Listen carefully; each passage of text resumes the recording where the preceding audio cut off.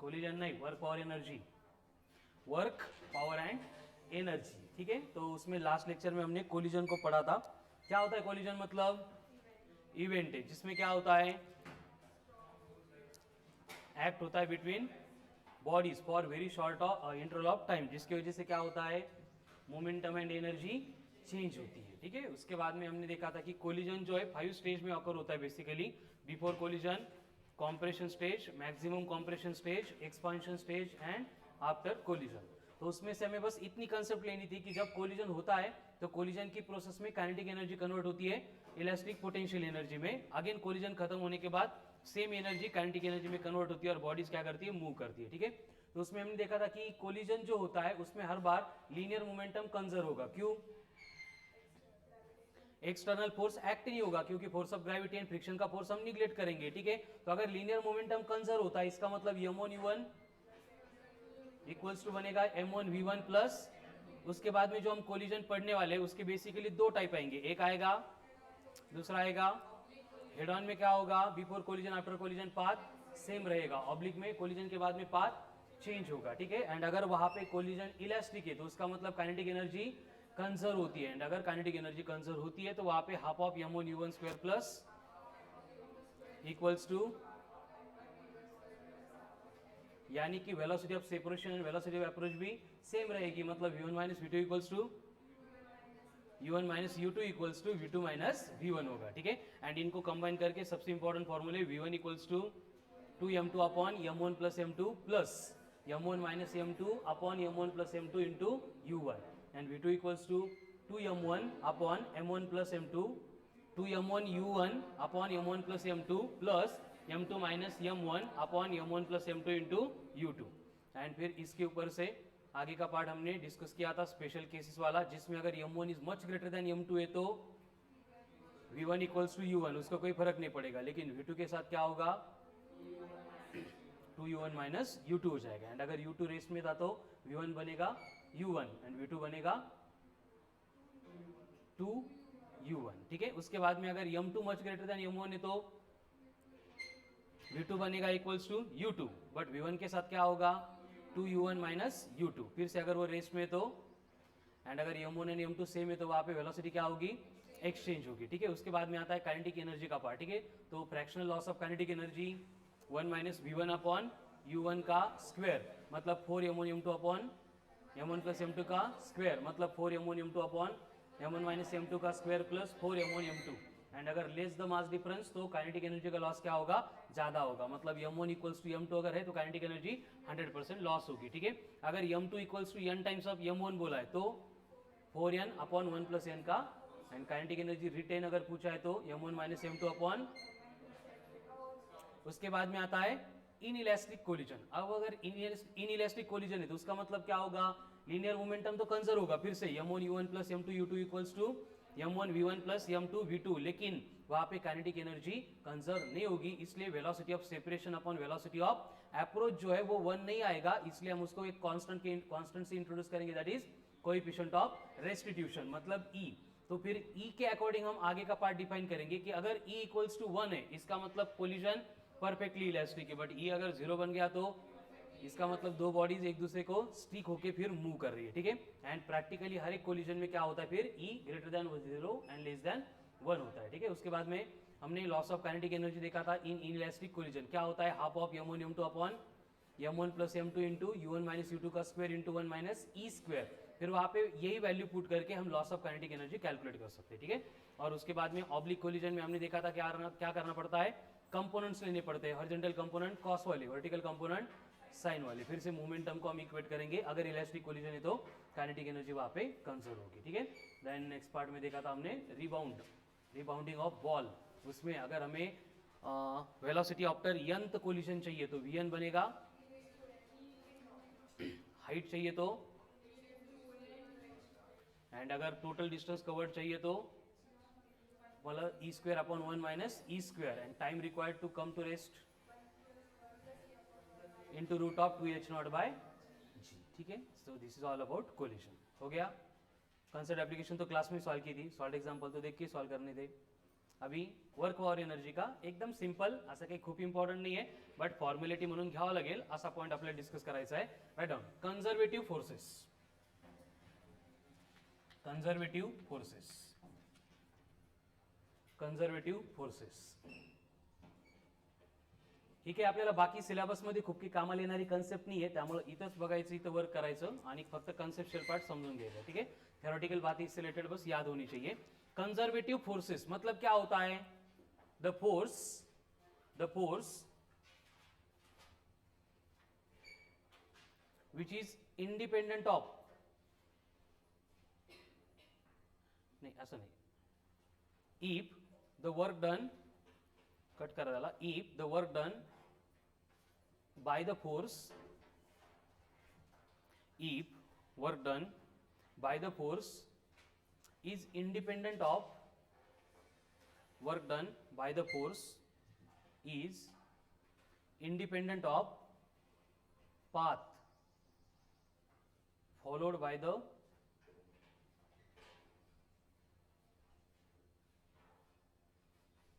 force,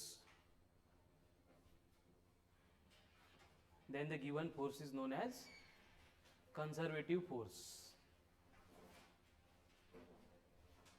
Conservative force.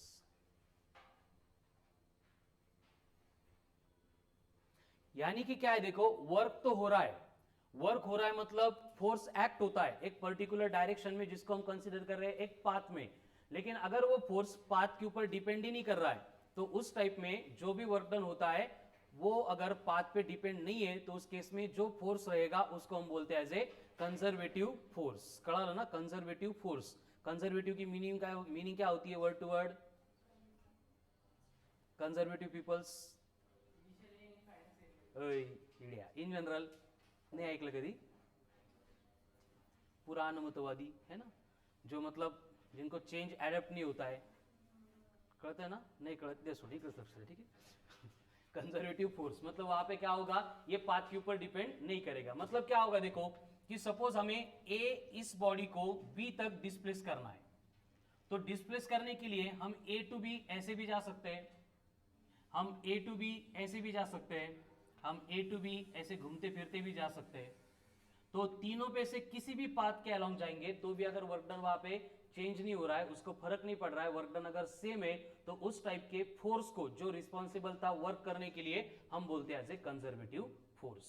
कळतंय का? एकदम सिंपल कन्सेप्ट आहे, जो पाथवर डिपेंड करत नाही, कुठल्याही पाथने घेऊन जा, वर्क डन सेमच असणार आहे. इन दैट केस जो फोर्स था उसको बोला जाता है कंजर्वेटिव फोर्स. जैसे कि फॉर एग्जांपल आपको बोला है कि एक बॉडी है और उसको हम क्या करने वाले हैं, इस इंक्लाइन सरफेस के ऊपर ए से लेके बी तक लेके जाने वाले हैं. तो ए से लेके बी तक लेके जाना है, ये ब्लॉक है जिसका मास है यम, इंक्लिनेशन है थीटा है. तो हम यहाँ पे लेके जा सकते हैं, कैसे लेके जा सकते हैं? एक तो डायरेक्ट इंक्लिनेशन के ऊपर ऐसे पकड़ के लेके जाके इसको यहाँ पे रख सकते हैं, या फिर इथून इथपर्यंत घेऊन येऊन परत इथं वर घेऊन जाऊ शकतो. कळतंय का?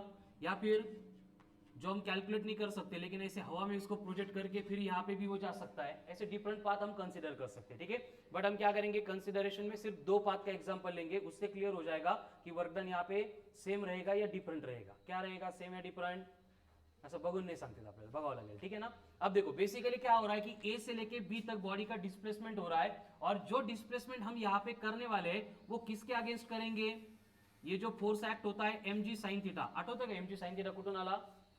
ये जो फोर्स एक्ट हो रहा है एम जी साइन थीटा, उसके अगेंस्ट हमें ब्लॉक को डिस्प्लेस करना है. कितनी डिस्टेंस से? एल इतनी डिस्टेंस से. तो यहाँ पे जो वर्क डन होगा जब हम पार्टिकल को ए से लेके बी तक लेके जाएंगे तो ये कितना आएगा, M G sine theta into L. बस मुझे इसको माइनस लेना पड़ेगा. क्यों माइनस लेना है? क्योंकि फोर्स एक्ट हो रहा था इस डायरेक्शन में, हमने डिस्प्लेसमेंट किया है अपोजिट डायरेक्शन में, तो एक्चुअल वर्क डन होता है F S cos of theta. Theta कितना बना, 180, कॉस ऑफ 180 -1, इसलिए ये फोर्स की वजह से होने वाला वर्क डन क्या आ रहा है, माइनस आ रहा है. ठीक है, ये हो गया फर्स्ट पार्ट. अभी सेकंड पार्ट जो हम लेके जाने वाले बॉडी को, वो इस तरह से जा रहा है, पहले A to C then C to B.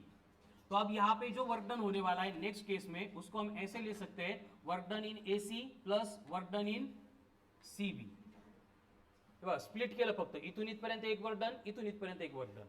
अब मैं जब बॉडी को ए से लेके सी तक लेके जाने वाला हूं यहाँ पे, तो उस केस में जो वर्क डन होगा कितना होगा, देखो वर्क डन के लिए फोर्स mg एक्ट हो रहा है वर्टिकली डाउनवर्ड डायरेक्शन में, डिस्प्लेसमेंट हो रहा है a से लेके c की तरफ, मतलब displacement and force are perpendicular to each other, and अगर ये परपेंडिकुलर है मतलब थीटा कितना बनेगा, वेरी गुड, cos 90 0, इसलिए फोर्स इंटू डिस्प्लेसमेंट बनेगा, म्हणजे प्रॅक्टिकली ए पासून सी पर्यंत बॉडीला घेऊन जायला जर तिथं फ्रिक्शन नसेल आपल्याला वर्क डन करावंच लागत नहीं, कळाल ना, वर्क डन कितना होता है, 0 होता है। लेकिन जब हम सी से लेके बी तक लेके जा रहे हैं तो उस केस में क्या होगा, फिर से mg वर्टिकली डाउनवर्ड एक्ट हो रहा है और हम यहाँ पे जो डिस्प्लेसमेंट कर रहे हैं, सपोज ये हाइट आपको दी है एज ए h है, तो यहाँ पे क्या होगा mg इंटू एच, फिर से इसको माइनस लेना पड़ेगा क्योंकि वेट तो डाउनवर्ड एक्ट हो रहा था, बॉडी का डिस्प्लेसमेंट हम क्या कर रहे हैं, अपवर्ड कर रहे हैं, ठीक है। तो यहाँ पे वर्क डन कितना हो गया, minus of mg into H, तो ये वर्क डन आणि ये वर्क डन सेम या डिफरंट आहे,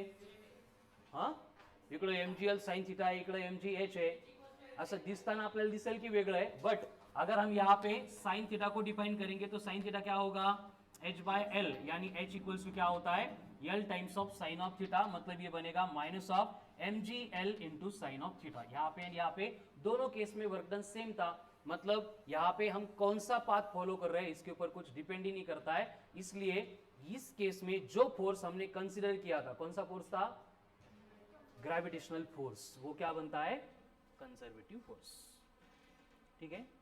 नेक्स्ट, एवढे लवकर का आल्या, हाँ बर, हे एक्झाम्पल लिहून घ्या, राईट ऑन नेक्स्ट पॉइंट,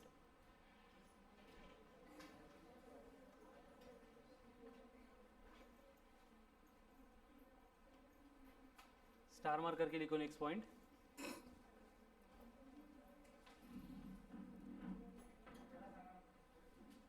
तू संध्याकाळी येशील, परत संध्याकाळी सांगू तुला, 15 मिनिटं झाली लेक्चर सुरू, तुला 15 मिनिटं सगळं सांगू का पहिल्यापासून, रेकॉर्ड लेक्चर बघून घ्यायचं, आणि as per individual time table schedule फिजिक्सचा लेक्चरचा टाइम 10:15 है, तो फ्रॉम मंडे 10:15 से लेक्चर शुरू हो जाएगा।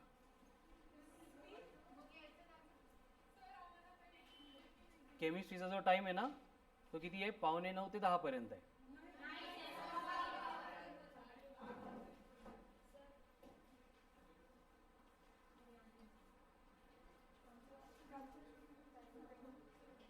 चलो हो गया लिख के, राइट डाउन नेक्स्ट पॉइंट।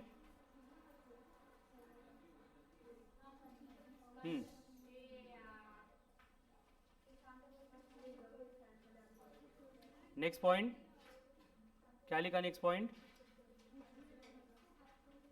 लिया, मग स्टार मार्क करके लिखो, conservative forces depends, conservative forces depends only on initial and final position। मी ग्रुपवर टाइम टेबल टाकतो तुम्हाला, conservative forces depends only upon initial and final position, conservative forces depends only upon initial and final position, ठीक है। तो देखो आज हमने new point discuss करना शुरू किया था जो है कंजर्वेटिव फोर्सेस, और कंजर्वेटिव फोर्सेस का मतलब क्या होता है, ऐसा फोर्स जिसकी वजह से होने वाला वर्क डन पाथ के ऊपर डिपेंड नहीं करता है, मतलब the work done if independent of path followed by the force, then force is known as conservative force. उसका एग्जांपल हमने यहाँ पे देखा था कि जैसे कि फॉर एग्जांपल मुझे एक बॉडी को ए से उठा के बी के ऊपर लेके जाना है, तो ए से लेके बी तक लेके जाने के लिए हम डायरेक्ट ए टू बी आ सकते हैं, या फिर ये कर्वेचर का पाथ फॉलो कर सकते हैं, या फिर ऐसा वेड़ा ओकड़ा पाथ भी फॉलो कर सकते हैं। तीनों केसेस में अगर वर्क डन सेम है तो जो फोर्स यहाँ पे अप्लाई हुआ था उस फोर्स को हम बोलते हैं एज ए कंजर्वेटिव फोर्स। उसका एग्जांपल देखने के लिए हमने एक बॉडी को ये इंक्लाइन सरफेस पे ए से लेके बी तक डिस्प्लेस किया, डिस्प्लेस करते टाइम हमने पहले ये पाथ फॉलो किया था एंड दूसरी बार ये पाथ फॉलो किया है, यहाँ पे दिखा देखो, जब डायरेक्ट ए से लेके बी तक जा रहे हैं तो फोर्स एक्ट हो रहा है डाउनवर्ड डायरेक्शन में, जिसके अगेंस्ट हम डिस्प्लेसमेंट कर रहे हैं अपवर्ड डायरेक्शन में, तो वर्क डन क्या होता है, force into displacement into cos theta, theta 180 है तो कॉस 180 -1, तो ये बनेगा माइनस ऑफ mg, मतलब minus of force into displacement, मतलब minus of mg sine theta into. Second case में जब बॉडी को हम ए टू सी लेके आ रहे हैं तो यहाँ पे फोर्स एक्ट हो रहा है डाउनवर्ड डायरेक्शन में, डिस्प्लेसमेंट हो रहा है उसको परपेंडिकुलर, तो थीटा बनेगा cos 90 इसलिए A टू C कोई भी वर्क डन नहीं होगा, मतलब ये वर्क डन 0 हो गया। लेकिन जब हम उसको C से लेके B तक लेके जा रहे हैं तो फिर से फोर्स mg डाउनवर्ड है, डिस्प्लेसमेंट कर रहे हैं h, तो ये बनेगा माइनस ऑफ mg इंटू फिर से ट्रायंगल में साइन थीटा को डिफाइन किया h बाई एल, h बना l इंटू साइन थीटा, मतलब यहाँ पे भी mgl साइन थीटा, यहाँ पे भी mgl साइन थीटा। मतलब इस केस में जो फोर्स था कौन सा था, ग्रेविटेशनल फोर्स, ये पाथ के ऊपर डिपेंड नहीं करता है, ठीक है। हर बार ग्रेविटेशनल फोर्स जो भी वर्क डन करेगा वो इंडिपेंडेंट ऑफ पाथ होगा, मतलब डिपेंड करेगा only upon initial and final position. तो इस फोर्स को हम कंसीडर करेंगे एज ए कंजर्वेटिव फोर्स, ठीक है। रोज रोज नहीं होना रहा। नेक्स्ट स्टार मार्क करके क्या लिखा था,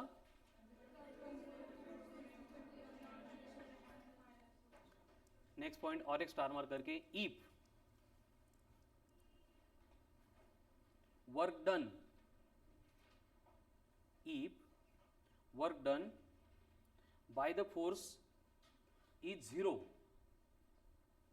if work done by the force is 0, work done by the force is 0 in closed path, in closed path, then the force is known as conservative force। मतलब क्या है, देखो अगर हमने बॉडी को A से उठा के B के ऊपर लेके गए और अगेन B से उठा के उसको C के ऊपर लेके आ गए, मतलब ये पाथ कौन सा हो गया, क्लोज्ड पाथ हो गया। तो इस क्लोज्ड पाथ में वर्क डन अगर हो रहा है एंड होने वाला वर्क डन अगर 0 है, तो इस वर्क डन के लिए रिस्पॉन्सिबल जो फोर्स था वो हम बोलेंगे कि कौन सा था, कंजर्वेटिव फोर्स था। क्लियर है, एकदम सिंपल कन्सेप्ट है। पाथवर डिपेंड नसेल तर तो काय असतो, कंजर्वेटिव्ह असतो, आणि पाथवर डिपेंड असेल तर non conservative. So right down next point, non conservative force. Non conservative force क्या होता है, नॉन कंजर्वेटिव फोर्स मतलब non conservative force, if the work done, if the work done, if the work done depends upon, if the work done depends upon path followed by force, if the work done depends upon path followed by force, then force is known as non-conservative force, non-conservative force, non-conservative force। अब देखो एक rough surface है और rough surface के ऊपर यहां से हम एक बॉडी है A, उसको यहां तक लेके आने वाले B के ऊपर।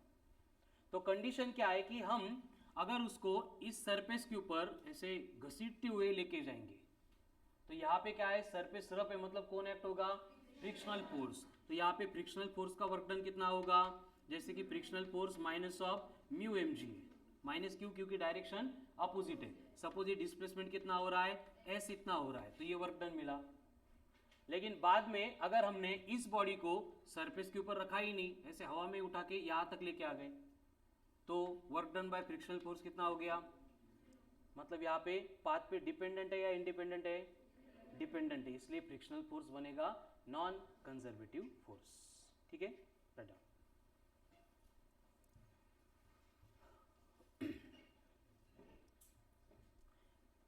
If work done in closed path, work done in closed path is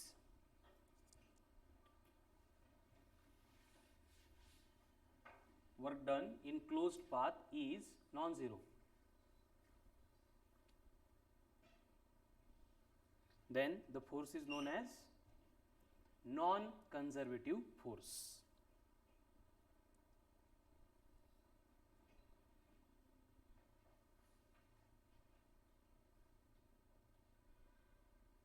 conservative, non conservative, conservative, non conservative, conservative, conservative, non conservative. Conservative मतलब पाथ से लेना देना नहीं है, नॉन कंजर्वेटिव मतलब पाथ के ऊपर डिपेंड करेगा, ठीक है। तो इन जनरल क्या होता है कि gravitational force, electrostatic force and spring force ये कंजर्वेटिव फोर्सेस होते हैं, इनको छोड़ के जैसे फ्रिक्शनल फोर्स है, विस्कस फोर्स है, ये सारे क्या होते हैं, नॉन कंजर्वेटिव मतलब पाथ डिपेंडेंट फोर्स होते हैं, ठीक है। एंड ये कंजर्वेटिव नॉन कंजर्वेटिव फोर्स, इनके ऊपर से हमें अभी कंसेप्ट इंट्रोड्यूस करनी है, that is of potential energy, जिसको हम पहले भी डिस्कस कर चुके हैं, ठीक है। पोटेंशियल एनर्जी, अभी पोटेंशियल एनर्जी मतलब क्या होता है, देखो क्या होता है पोटेंशियल एनर्जी मतलब,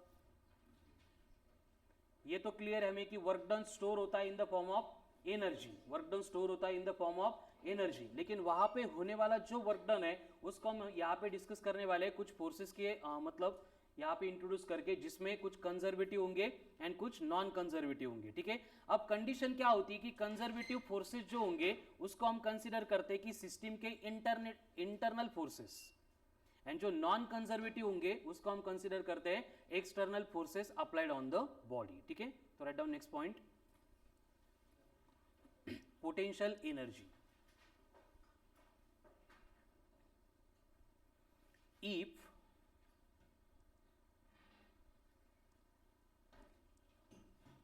conservative forces, if conservative forces are considered as,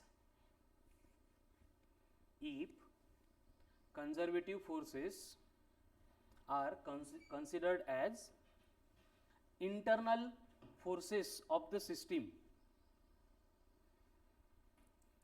internal forces of the system, then work done by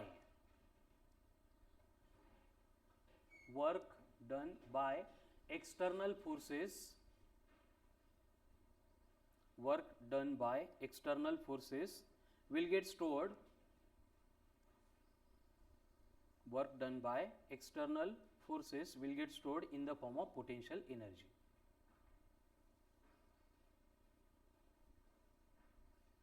Which is fully recoverable, मतलब हम उसको फिर से रिकवर कर सकते हैं, ठीक है। बट कौन सा, ध्यान से पढ़ो एक एक वर्ड, कि जो कंजर्वेटिव फोर्सेस है वो सिस्टम की इंटरनल फोर्सेस हो गए, उसके अगेंस्ट अगर हम कोई एक्सटर्नल फोर्स अप्लाई कर रहे हैं तो ये एक्सटर्नल फोर्स अप्लाई करने के बाद जो वर्क डन हुआ था वही स्टोर होता है इन the form of potential energy, and यही पोटेंशियल एनर्जी हम रिकवर कर सकते हैं, ठीक है। लेकिन जो पोटेंशियल एनर्जी स्टोर ही नहीं होती है इंटरनल फोर्सेस की वजह से, मतलब कंजर्वेटिव फोर्सेस की वजह से, हम उसको रिकवर नहीं कर सकते, ठीक है। अब और एक point with star mark, if work done by conservative force, if work done by conservative force is negative, if work done by conservative force is negative, then potential energy of the system increases, potential energy of the system increases, that is final potential energy minus initial potential energy is equals to minus of work done by conservative force, and work done का formula क्या होता है, जैसे कि हम R1 से लेके R2 तक बॉडी को डिस्प्लेस कर रहे हैं, वर्क डन होता है फोर्स इनटू डिस्प्लेसमेंट, लेकिन फोर्स कौन सा होगा, कंजर्वेटिव, एंड डिस्प्लेसमेंट कितना होगा, dr, ये बनेगा minus.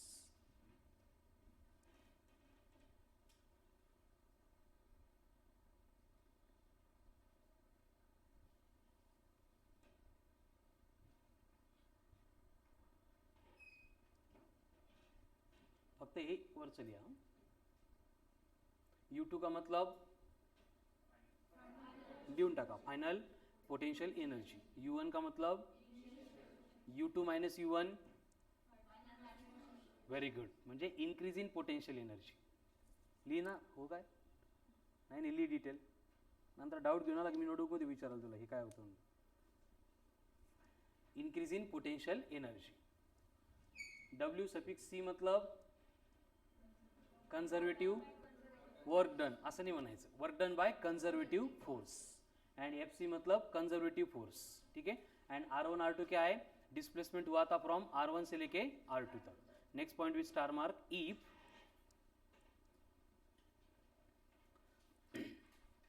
work done by external force is positive, if work done by external force is positive, then potential energy increases. वही वर्क डन है. अगर इंटरनल कर रहे तो वो वर्क डन माइनस होगा, पोटेंशियल एनर्जी इंक्रीज ही होने वाली है. ठीक है. लेकिन वही वर्क डन अगर एक्सटर्नल फोर्स कर रहे तो प्लस होगा, तो वो वहां पे भी क्या होगा, पोटेंशियल एनर्जी इंक्रीज होगी. क्या लिखा है next point, if work done by external forces is positive then potential energy increases. That is U2 minus U1 equals to work done external. इसका मतलब क्या होगा आगे, R1 से लेके R2 तक F कौन सा, एक्सटर्नल इंटू DR. लेकिन ये माइनस नहीं होगा, क्या होगा, प्लस होगा. ठीक आहे. आता याच्यावर कुठलेही क्वेश्चन तुम्हाला सोडवायचे नाही, न्यूमेरिकल सॉल्व करायचे नाही, पण थेरॉटिकल कन्सेप्शुअल क्वेश्चन आल्यानंतर हे पॉइंट्स खूप जास्त हेल्प करणार आहे. कळालं ना. देखो वर्क डन कौन कर रहा है, तो वहां पे वो निगेटिव अगर है तो पोटेंशियल एनर्जी बढ़ेगी. इसका मतलब अगर वो पॉजिटिव होगा तो, जैसे कि फॉर एग्जांपल एक बॉडी है ग्राउंड पे थी, उसको हमने लिफ्ट किया है बाय डिस्प्लेसमेंट कितना है h. कंडीशन क्या है कि लिफ्ट किया है मतलब कोई ना कोई एक्सटर्नल फोर्स एक्ट हुआ है. तो अगर ये एक्सटर्नल फोर्स यहाँ पे वर्क कर रहा है तो यहाँ पे जो पोटेंशियल एनर्जी होगी U2 minus U1 equal to क्या होगी, जो भी एक्सटर्नल फोर्स हमने अप्लाई किया है इनटू डिस्प्लेसमेंट. अभी जो एक्सटर्नल फोर्स हम अप्लाई करेंगे वो उतना ही होगा जितना उसका वेट डाउनवर्ड एक्ट हो रहा है. यानी हम F को रिप्लेस कर सकते हैं बाय, तो ये बनेगा mgh.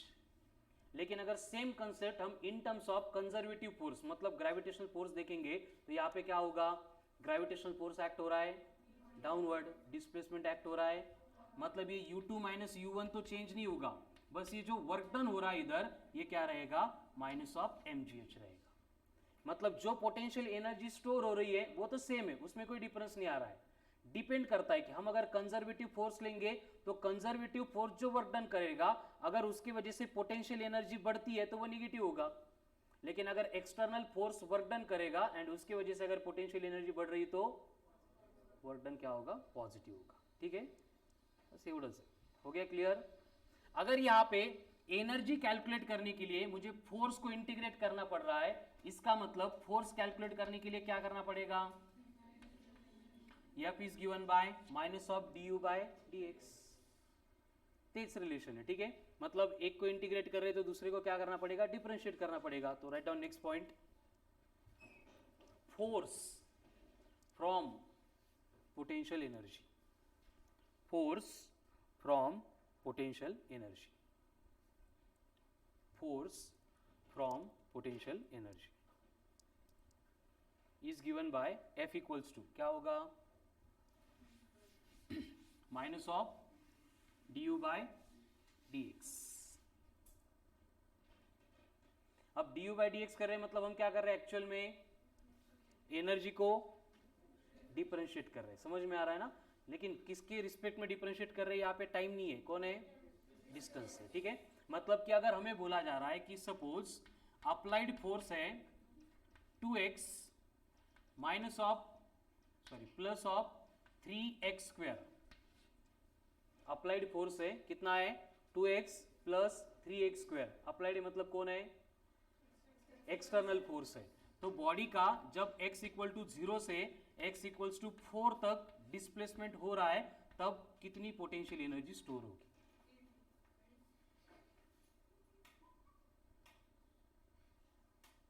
संस्कृति स्टैंड अप.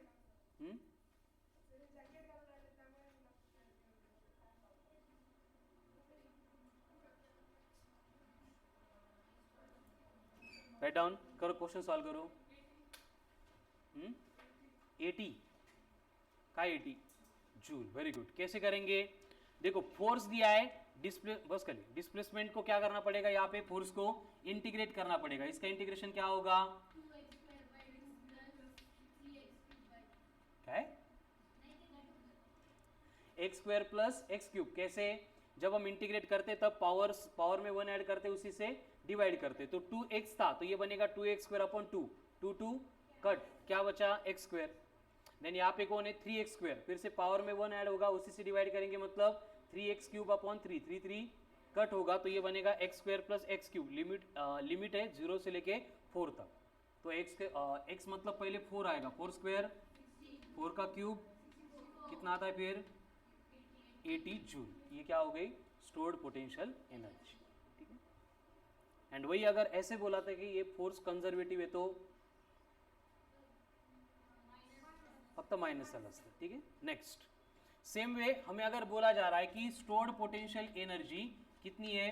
4x माइनस 2 है, तो हमें क्या करना है कि जब बॉडी को हमने डिस्प्लेस किया था बाय 4 मीटर, तब कितना फोर्स अप्लाई किया होगा ये कैलकुलेट करना है।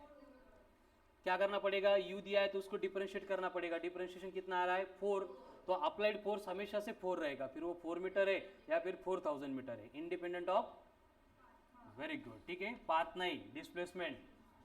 तो ये अगर आपको बोला जाता है कि 4x square plus 2x plus 3 है, तो यहाँ पे डिस्प्लेसमेंट जब 3 मीटर है तब फोर्स कितना होगा?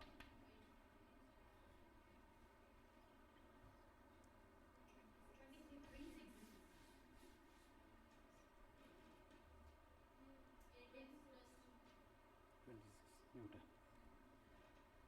2x है ना। तो इस तरह से फोर्स एंड एनर्जी एक दूसरे के ऊपर डिपेंड करते हैं। ठीक आहे, हे बघा नवीन पॉईंट आहे, परत मी पहिल्यांदाच क्लिअर केलं होतं की बाकी सिलेबसमध्ये आपल्याला कुठे यूज नाही करायचं, या टॉपिकमध्ये पण खूप काही इम्पॉर्टंट नाही आहे, बट आपल्याला माहीत पाहिजे म्हणून आपण इथं डिस्कस करतोय। काय कन्झर्वेटिव्ह फोर्स अँड कन्झर्वेटिव्ह म्हणजे काय? Very good. नॉन कन्झर्वेटिव्ह हे इंट्रोडक्शन मध्ये होतं, बरोबर। बट आता आपण जेव्हा कन्सेप्ट रिलेटेड त्याला घेणार तेव्हा काय कंडिशन कन्सिडर करायची आपल्याला? अगर work done by conservative force negative है तो पोटेंशियल एनर्जी इंक्रीज होगी, and work done by external force positive तो पोटेंशियल एनर्जी दोनों भी केस में क्या होता है? इंक्रीज होता है। ठीक है, मतलब हमें डिसाइड करना पड़ेगा कि अगर पोटेंशियल एनर्जी इंक्रीज हो रही है लेकिन वर्क डन वहां पे निगेटिव था, इसका मतलब फोर्स कौन सा होगा? कंजर्वेटिव था। ठीक है, एंड अगर वहां पे पोटेंशियल एनर्जी इंक्रीज हो रही है एंड वर्क डन पॉजिटिव था, मतलब फोर्स कौन सा था? एक्सटर्नली अप्लाइड था, मतलब नॉन कंजर्वेटिव था। ठीक है, तो इस तरह से बस ये सिंप्लीफिकेशन के लिए, डिफरेंशिएशन के लिए ये पॉइंट्स हमें यूज करने हैं। Now right down next reading, gravitational potential energy. Potential energy की कन्सेप्ट कळाली आता। आता काही बेसिक गोष्टी आहेत त्या आपण पहिल्यापासून रिलेटेड टू यूज करत आलो, त्यामुळे तर मी ते स्किप केल्या। कुठल्या? जसं की for example potential energy defined as ability to do work by virtue of its position, मतलब पोजीशन चेंज करेंगे, हाइट चेंज करेंगे तो पोटेंशियल एनर्जी क्या होती है? चेंज होती है। ठीक है, ते आपल्याला लहानपणापासून माहिती, त्याचं काही एवढं काम नाही। नेक्स्ट क्या लिखा? Gravitational potential energy. अब ये ग्रेविटेशनल पोटेंशियल एनर्जी मतलब अगेन कौन है? पोटेंशियल एनर्जी है। तो उसमें हम कंसीडर करेंगे कि फॉर एग्जांपल यहाँ पे एकदम ह्यूज मास है m, और उसके सराउंडिंग में हमने r इतनी डिस्टेंस पे एक छोटा सा मास रखा है, दैट इज स्मॉल m। तो अगर हमें यहाँ पे इस स्मॉल m को स्मॉल r से इंफिनिटी तक लेके जाना है, या फिर इसको इंफिनिटी से स्मॉल r तक लेके आना है, दोनों भी प्रोसेस में क्या करना पड़ेगा? वर्क डन करना पड़ेगा। क्या करना पड़ेगा? वर्क डन करना पड़ेगा। तो यहाँ पे जो वर्क डन होगा कितना होगा? कंजर्वेटिव फोर्स है, ग्रेविटेशनल फोर्स लेना है ना, तो ये कंजर्वेटिव फोर्स है, मतलब माइनस आएगा इनटू dr, इसको इंटीग्रेट करेंगे। अब इंटीग्रेट कर रहे हैं मतलब लिमिट्स क्या होगी? अगर हम उसको r से इंफिनिटी तक लेके जा रहे हैं तो ये क्या बनेगा? r to infinity. लेकिन अगर इंफिनिटी से r तक लेके आ रहे हैं तो ये बनेगा इंफिनिटी से लेके r तक। समझ में आ रहा है ना? मतलब कंडीशन में क्या गिवन है उसके अकॉर्डिंग हम लिमिट चेंज करेंगे। इन जनरल क्या होता है, अपन इंफिनिटी वरून घेऊन येतो बॉडीजला, तो यहाँ पे हम इंफिनिटी से r इतनी डिस्टेंस पे इसको डिस्प्लेस कर रहे हैं, तो ये बना वर्क डन। कर लो। अब हम क्या करेंगे, यहाँ पे बस एक छोटी सी मैथमेटिकल प्रोसेस यूज करेंगे जिसमें लिमिट को रिवर्स करना है। आता लिमिट रिवर्स केल्याने काय होईल बघा, जेव्हा आपण इंटिग्रेशन सॉल्व करतो, लिमिट पुट करतो, upper limit minus lower limit होता है, लिमिट को रिवर्स कर दिया मतलब क्या होगा, lower limit minus upper limit, मतलब हमें माइनस से मल्टीप्लाई करना पड़ेगा बस, तो ये बनेगा r to infinity of conservative force into displacement. But यहाँ पे डिस्प्लेसमेंट कौन सा है, सॉरी फोर्स कौन सा है, ग्रॅव्हिटेशनल फोर्स। कितना होता है ग्रॅव्हिटेशनल फोर्स, हे ग्रॅव्हिटेशन मध्ये बघायचं आपल्याला, पण तुम्हाला माहित असेल capital G capital M small m upon r। तो यहाँ पे क्या होगा, जो वर्क डन हम कैलकुलेट कर रहे हैं उसमें capital G capital M small m ये कांस्टेंट है, बाहर आएगा तो ब्रैकेट में कौन बचा, स्मॉल r से लेके इंफिनिटी तक 1 upon r into D R. ठीक है, स्क्वायर है ना, 1 upon r square into D R, clear है। लेकिन अगर ये फोर्स हमने कंजर्वेटिव लिया है तो उसका मतलब क्या होगा, उसका मतलब क्या होगा, ये पाथ के ऊपर डिपेंड नहीं करेगा, इसलिए बस हम क्या करेंगे, फाइनल एंड इनिशियल दोनों पोजीशन के ऊपर फोकस करेंगे। तो यहाँ पे वर्क डन इक्वल्स टू क्या होगा बोलो, capital G capital M small m as it is 1 upon r square को इंटीग्रेट करना है। इंटीग्रेट करने के लिए इसको ऊपर लेके आएंगे तो ये बनेगा r रेज टू, अगर इंटीग्रेट कर रहे हैं तो पावर में 1 ऐड करना है, उसी से डिवाइड करना है, तो -2 + 1 अपॉन, मतलब ये क्या हो गया ब्रैकेट में minus of 1 upon r, limits बोलो r2, तो ये वर्क डन इक्वल्स टू बनेगा GMM। आता इंफिनिटी पुट कर रहे हैं तो क्या होगा, minus of 1 upon infinity 0, minus minus of minus मतलब प्लस, तो क्या आएगा ब्रैकेट में सिर्फ 1 अपॉन r। कळतंय बघा, खूप अवघड स्टेप होती। तो इस प्रोसेस में हमने जो वर्क डन किया कितना मिला हमें, capital G capital M small m upon r, लेकिन ये work done by conservative force था। तो यहाँ पे अगर पोटेंशियल एनर्जी बढ़ रही है तो चेंज इन पोटेंशियल एनर्जी हमें लेनी पड़ेगी माइनस ऑफ वर्क डन, यानी कि gravitational potential energy in the gravitational field बनती है minus of GMM upon r। आपल्याला एवढाच फॉर्म्युला लागणार आहे, तो पण इकडं नाही ग्रॅव्हिटेशन मध्ये। 4 पॉइंट या फॉर्म्युला रिलेटेड आपल्याला तिकडे डिस्कस करायचे, gravitational potential energy, then intensity, escape velocity, ठीक आहे, येईल ती, नका विचार करू त्याच्यावर। हे कळालं का, हे सगळं नाही कळालं तरी चालेल, पण शेवटचा फॉर्म्युला लक्षात पाहिजे, minus of GMM upon r, where G का मतलब कितना होता है, -11 न्यूटन मीटर स्क्वायर पर kg स्क्वायर। कैपिटल M मतलब इतना मास है, मोटा मास, जब ग्रेविटेशन पड़ेंगे तब ये अर्थ का मास हो जाएगा। स्मॉल m मतलब छोटा मास, r का मतलब सेपरेशन।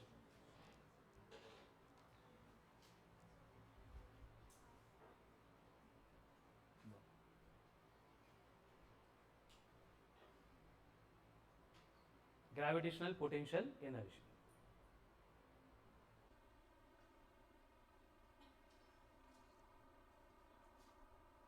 नेक्स्ट, हे झालंय का लिहून?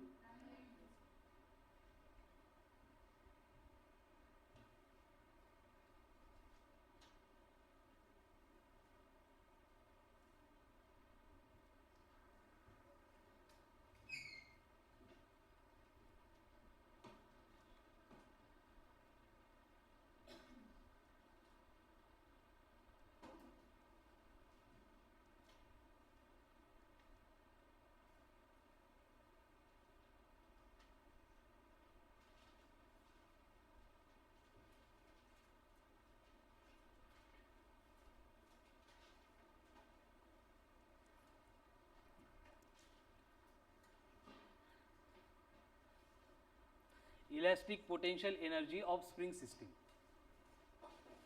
Stored elastic potential energy of spring system.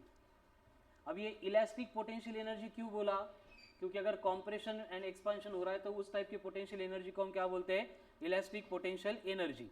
आगे के टॉपिक में हमें इलास्टिसिटी, सरफेस टेंशन पढ़ना है, तब भी इसका यूज करना है, बट अब तक हम सिर्फ स्प्रिंग को पढ़ चुके हैं, तो यहाँ पे स्प्रिंग की रिलेटेड एनर्जी हम इंट्रोड्यूस करेंगे। ठीक है, क्या लिखा है, ऑफ स्प्रिंग सिस्टम।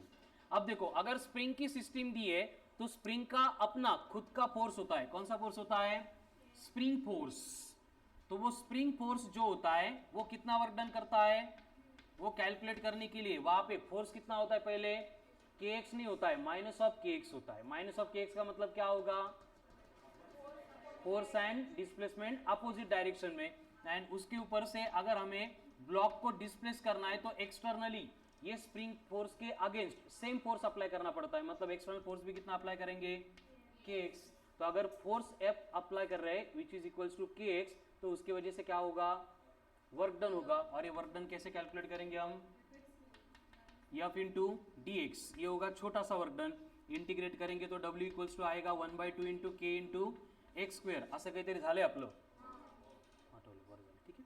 एंड यही वर्क डन अगर एक्सटर्नल फोर्स कर रहा है तो स्टोर होगा इन the form of potential energy जो पॉजिटिव होगा, यानी स्प्रिंग सिस्टम की पोटेंशियल एनर्जी बन गई 1/2 इंटू के एक्स स्क्वेयर। ये जुनच है, नवीन कहीं नहीं था, एनएलएम में देखा था वही है। बस इसमें हम क्या कर सकते हैं, इसको सिंप्लीफाई कर सकते हैं ऐसे 1/2 into, very good, F x कसा आलं, एफ एक्स के इंटू एक्स स्क्वायर था, उसको हमने के एक्स इंटू एक्स लिखा, तो के एक्स का मतलब क्या हो गया, फोर्स हो गया। या फिर हम उसको ऐसे भी लिख सकते हैं, U equals to F square upon 2k। आता हे कसं काय आलं, काय एक्स को रिप्लेस किया एफ बाय के से, तो एफ था एफ इंटू एफ, फक्त डिनोमिनेटरला के आला, ठीक है। तीनों सेम है, potential energy potential energy potential energy, किसकी, स्प्रिंग की। कभी कभी स्प्रिंग के फोर्स को टेंशन इन द स्प्रिंग ऐसे भी बोलते हैं, आपणच म्हणत होतो, बरोबर है ना। तो इसका मतलब सेम पोटेंशियल एनर्जी को हम ऐसे भी लिख सकते हैं, U equals to 1/2 into T into X, या फिर T square upon twice of K. सेमच आहे, फक्त स्प्रिंग फोर्सच्या ऐवजी जर टेन्शन इन द स्प्रिंग म्हटलं तर आपण काय करणार, एफ ला रिप्लेस करणार बाय टी। ये हो गई ग्रेविटेशनल पोटेंशियल एनर्जी, उसके बाद में स्प्रिंग की पोटेंशियल एनर्जी। परत एकदा, आज एकदम सिंपल सिंपल पॉइंटचं डिस्कशन सुरू है। पहले उसको उसमें इंट्रोड्यूस किया था कंजर्वेटिव, क्या होता है कंजर्वेटिव फोर्स, मतलब इंडिपेंडेंट ऑफ पाथ है, या फिर अगर वर्क डन इन क्लोज्ड पाथ 0 है तो उस फोर्स को हम बोलेंगे एज ए कंजर्वेटिव फोर्स, ठीक है। एंड उसके बाद में देखा नॉन कंजर्वेटिव फोर्स, मतलब डिपेंड करता है पाथ के ऊपर। तो उसके आगे हमने इंट्रोड्यूस किया था पोटेंशियल एनर्जी को, और उसके लिए पहला स्टेटमेंट लिखा था जो सबसे इंपॉर्टेंट है कि अगर इंटरनल फोर्सेस का मतलब कंजर्वेटिव फोर्सेस है तो हम जितना भी एक्सटर्नल फोर्सेस का यूज करके वर्क कर रहे हैं that will get stored in the form of, and जो फुली क्या हो सकता है, रिकवर हो सकता है। एंड उसी के ऊपर से फिर फॉर्मूले आ गए, पोटेंशियल एनर्जी का चेंज मतलब U2 माइनस, वो पॉजिटिव होगा अगर वर्क डन करने वाला एक्सटर्नल फोर्स है, निगेटिव होगा अगर वर्क डन करने वाला इंटरनल मतलब कंजर्वेटिव फोर्स है, ठीक है। फिर वहां से हमने देखा एनर्जी कैलकुलेट करना है तो इंटीग्रेट करो फोर्स को, एंड फोर्स को कैलकुलेट करना है तो डिफरेंशिएट करो एनर्जी को। फिर पोटेंशियल एनर्जी इन जनरल आ गई, उसको दो एप्लीकेशन में डिफाइन किया। एक ग्रेविटी से रिलेटेड कितनी थी, minus of GMM upon R, and दूसरा स्प्रिंग से रिलेटेड कितनी है, half of K X square, या फिर half of F into X, या फिर एफ स्क्वेयर अपॉन 2k, हो गया, ठीक है। Now write down question, calculate the gravitational potential energy of the body of mass 10 kg,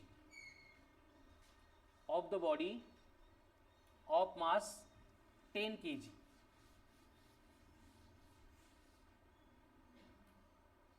body of mass 10 kg on the surface of earth, on the surface of earth, अर्थ के surface के ऊपर gravitational potential energy calculate करनी है। Are काय घेणार, radius of earth, क्योंकि distance हमेशा centre of earth से मेजर किया जाता है। ऋतुजा रेडियस ऑफ अर्थ नहीं माहिती तुला, रेडियस ऑफ अर्थ 6400 किलोमीटर, यानी कि 6.4 इंटू 10 टू द पावर 6 मीटर। एंड यहाँ पे कैपिटल एम का मतलब कितना है, अर्थ का मास, एंड बॉडी का मास कितना दिया है 10 kg। चलो करा, जी कितना है मालूम है आपको, 6.67 into 10 to the power -11।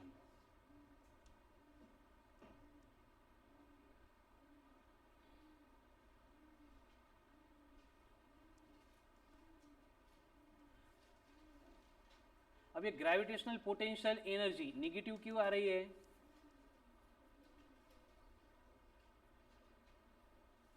GMM upon R था ना, why it is minus of GMM upon are?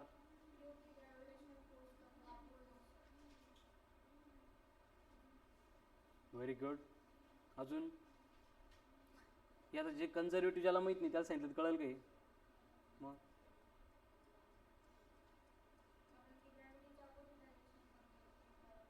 जाऊ दे, सोडव क्वेश्चन सोडव.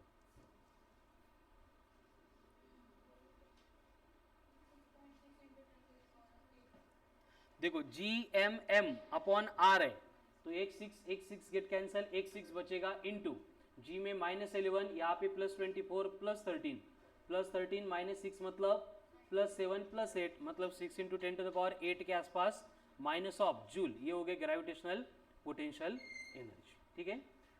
Next mechanical energy. काय 98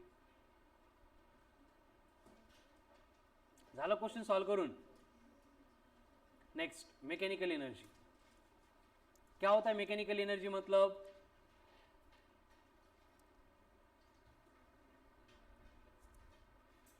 व्हेरी गुड, जो एक्झर्ट करते मेकॅनिकल फोर्स को असं पवन म्हणतोय. मेकॅनिकल फोर्स म्हणजे जिथं मेकॅनिकल डिस्प्लेसमेंट होतं. काय हा काय नाही. Okay, right down. The sum of kinetic energy and potential energy is known as mechanical energy. Kinetic and potential इनके कंबाइन इफेक्ट को हम कंसिडर करते हैं as a mechanical energy. Sum of kinetic energy and potential energy is known as mechanical energy. यानी mechanical energy को हम क्या लेंगे? एनर्जी इक्वल्स टू क्या होगा? Kinetic energy plus potential energy. ठीक है. अब इससे related again important point, if force is done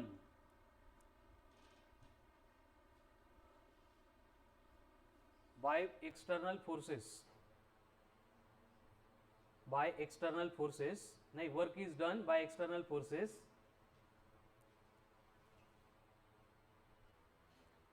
and kinetic energy remains constant.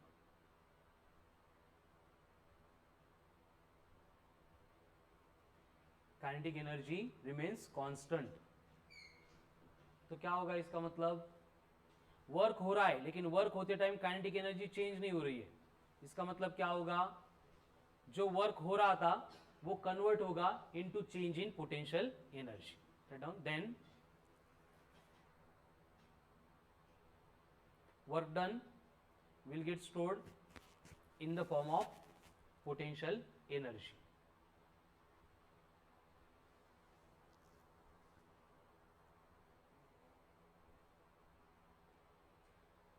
अभी स्टार मार्क करके और एक important point, if work is done by और against conservative force, work is done by और against conservative force,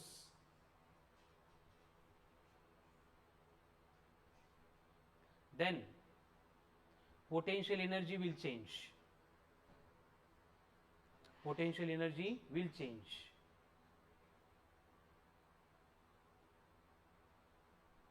If work done by external force, if work is done by external force,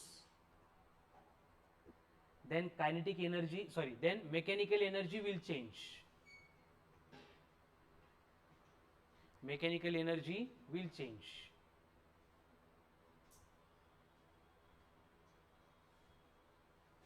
And तीसरा star mark, work done bye all forces, work done bye all forces will get converted into change in kinetic energy. बस या mechanical एनर्जीच्या point मधले हेच 3 point important है. अगर conservative force या फिर उसके against work हो रहा है तो चेंज किस में होगा? पोटेंशियल एनर्जी में.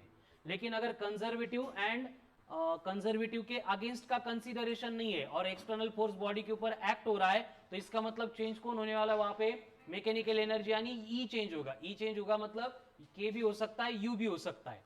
लेकिन जब हमें सिर्फ के में चेंज कैलकुलेट करना है तो हमें क्या करना पड़ेगा, ऑल द फोर्सेस, फिर वो कंजर्वेटिव है, इंटरनल है, एक्सटर्नल है, जितने सारे फोर्सेस है वो पूरे के पूरे कंसीडर करने पड़ेंगे के कैलकुलेशन के लिए। अगर यू को कैलकुलेट कर रहे हो तो सिर्फ कंजर्वेटिव फोर्सेस या फिर work done against conservative forces जो हो रहा है वो हमें कंसीडर करना पड़ेगा। एंड जितने सारे एक्सटर्नल फोर्सेस इंटरनल छोड़ के एक्ट होते हैं वो रिस्पॉन्सिबल होंगे चेंज इन मेकॅनिकल एनर्जी के लिए, ठीक है।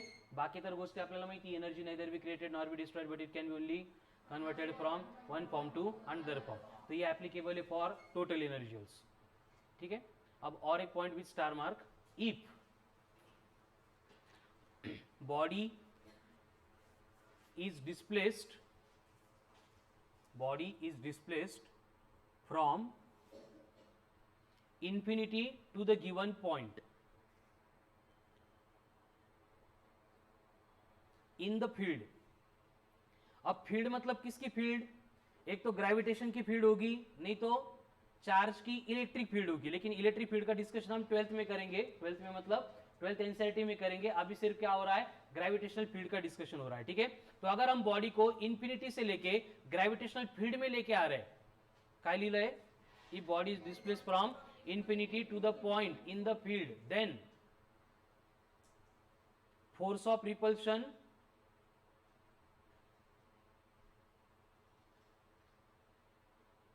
considered as positive and force of attraction क्या होगा, नेगेटिव। इसलिए ग्रेविटी में अट्रैक्शन होता है, इसलिए वर्क डन भी क्या आ गया था, फोर्स की वजह से नेगेटिव आया था। वही हम जब इलेक्ट्रोस्टैटिक्स में पढ़ेंगे तब रिपल्शन अगर है तो वहां पे ग्रेविटेशनल मतलब इलेक्ट्रोस्टैटिक पोटेंशियल एनर्जी क्या बनेगी, पॉझिटिव्ह चार्ज की पॉझिटिव्ह बनेगी, निगेटिव्ह चार्ज की निगेटिव्ह बनेगी, ठीक आहे। आहे ते स्टेटमेंटच आपल्याला इसेन्शियल आहे, वर्ड टू वर्ड ते लक्षात ठेवा, रिमेंबर करा, लर्न करा, रट्टा मारा, ठीक आहे ना। Each and every statement is most important and this is all about mechanical energy, gravitational potential energy, stored electrostatic नहीं, elastic potential energy, conservative and non conservative forces, ठीक है। now write down next point with star mark, work done in pulling the chain of mass m and length l on the table।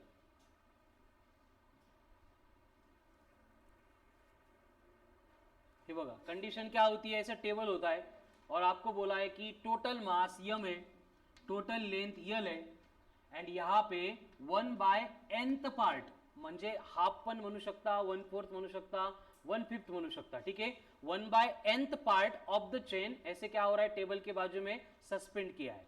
तो अभी हमें chain को पकड़ के ऊपर खींचना है, तो खींचने के लिए वर्क डन कितना करना पड़ेगा ये हमें कैलकुलेट करना है, ठीक है।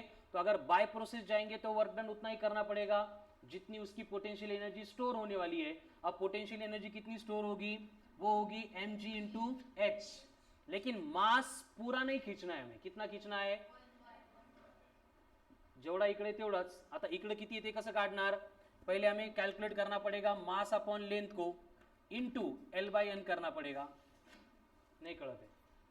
मास पर यूनिट लेंथ, हे टोटल मास दिया है 10 kg, टोटल लेंथ दी आहे 10 मीटर आणि सांगितलंय की 4 मीटरच इकडे खाली आहे, मग आपण काय करणार, 10/10 इंटू 4 करणार, म्हणजे मास किती मिळाली इकडं 4 kg।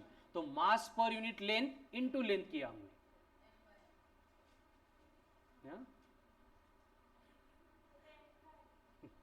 झोपली होती का तू।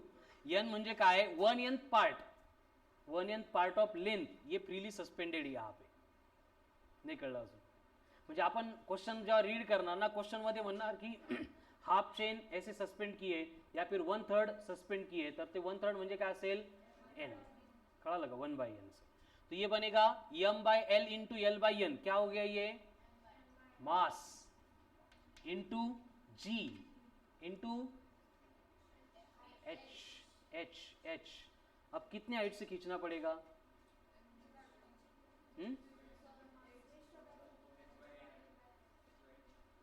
कौन होते h/n, सूरज सूरज नाही म्हटलं, संगम, सोमेश, कितनी लेंथ है संस्कृति, किती लेंथ निवडावं लागेल त्याला? खींचना तो पड़ेगा, बराबर है, लेकिन जब हम यहाँ पे कंडीशन कंसीडर करते हैं तो हमारा कंसीडरेशन ये होता है कि ये पूरे पोर्शन का पूरा मास एक ही पॉइंट पे फोकस्ड है। समझ में आ रहा है? तो हम चेन को खींचेंगे मतलब सिर्फ उस पॉइंट को ऊपर तक खींचेंगे, तो वो कौन सा पॉइंट होता है जहां पे पूरा मास फोकस्ड होगा? सेंटर पे, सेंटर ऑफ मास। तो अगर ये लेंथ कितनी है, ये लेंथ L/N है, तो यहां पे जो हम H लेंगे ये H करस्पॉन्ड टू होगा L/N का हाफ। मतलब ये क्या बनेगा, LL कैंसिल होके M into 1/N into G into L upon 2N, यानी ये बना mgl अपॉन 2N स्क्वेअर। याच्या पुढे आपल्याला एवढंच यूज करायचं, काही कळणार नाही काय चाललंय ते। परत एकदा रिपीट। अभी एक एग्जांपल लेंगे, न्यूमेरिकल लेंगे, फिर और थोड़ा क्लियर हो जाएगा। Right down, if a chain of length नहीं, if a chain of mass 4 kg and length 2 meter,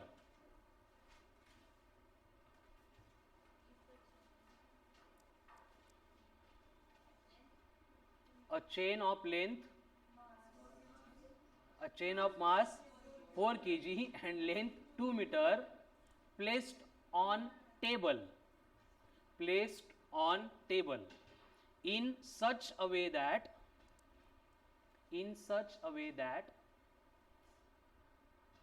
1/4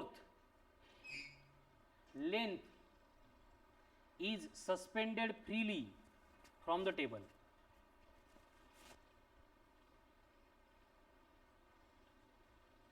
Then calculate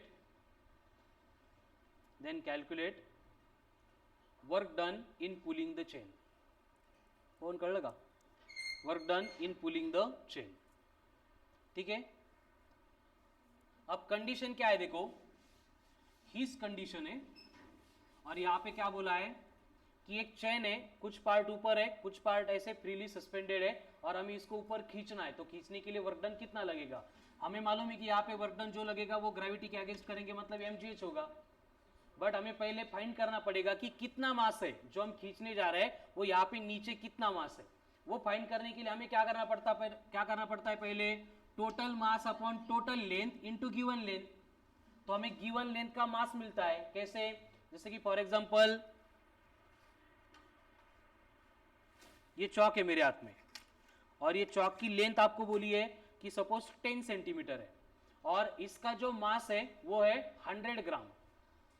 तो अगर मुझे कैलकुलेट करने को बोला है कि 2.5 सेंटीमीटर का मास कितना होगा, तो मैं क्या करूंगा, यहाँ पे टोटल मास लूंगा 100 gram divided by total length 10 centimetre into जितनी लेंथ का मास चाहिए उससे मल्टीप्लाई कर दूंगा। तो ये बन गया मास पर यूनिट लेंथ, मतलब एक यूनिट लेंथ का मास इनटू लेंथ करेंगे तो क्या मिलेगा, गिवन लेंथ का मास मिलेगा। काही नाही होत, इकडे हेच करायचं आपल्याला। ठीक है, m/l इंटू स्मॉल एल करना है। अभी टोटल मास कितना बोला था, 4, टोटल लेंथ कितनी है 2 एंड कितनी लेंथ सस्पेंडेड बोला है 1/4 of total length, 1/4 of total length. तो 1/4 इंटू टोटल लेंथ कितनी है, तो 2 2 4 4। तो ये गिवन जो लेंथ है यहाँ पे इसका मास कितना मिला 1 kg। क्लियर है? फिर यहाँ पे ये लेंथ कितनी थी, नीचे जो लेंथ है वो टोटल लेंथ के 1/4 थी, म्हणजे 2 ची 1/4 थी, मतलब 1/2 थी। तो उसका सेंटर ऑफ मास कितनी डिस्टेंस पे होगा, L/4 पे का 1/4 पे, 1/4 क्या मीटर। तो मास आ गया, H आ गया, G मालूम है क्या होगा, दिस वुडन मग। ठीक है, 1 इंटू 10 इंटू कितने हाइट से खींचना है हमें 1/4 से, तो 10/4 मतलब 2.5 काय जूल। आणि एवढं सगळं करायचं नसेल तर डायरेक्ट काय करायचं, mgl 2n स्क्वेअर। m कितना है total mass 4 into 10 into l कितना है total length upon 2 into n कितना बोला है 1/4, 1/4 4 का स्क्वायर 2 2 ये 1 ये 4, 10/4 म्हणजे परत 2.5 जूल। ठीक है, हे सिंपल वाटतं हे करा, ते सिंपल वाटतं ते करा.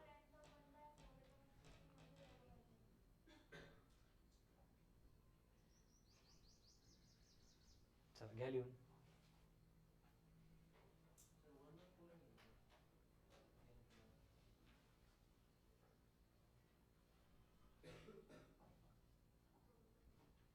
नाही त्यांना थोड्या वेळाने कळत असते, त्याच्यामुळे शांत राहावं लागतं मला.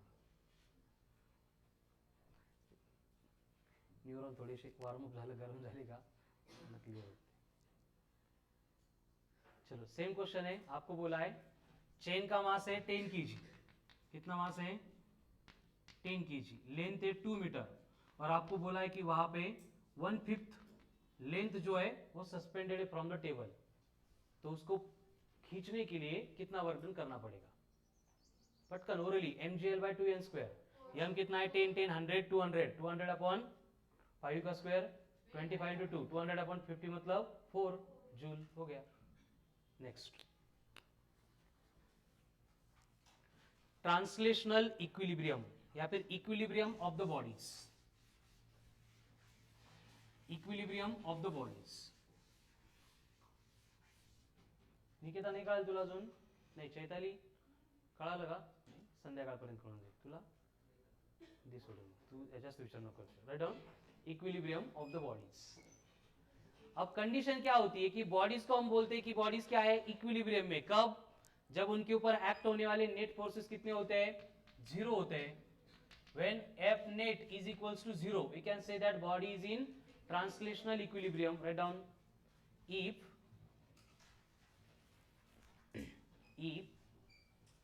net forces acting on the body, if net forces acting on the body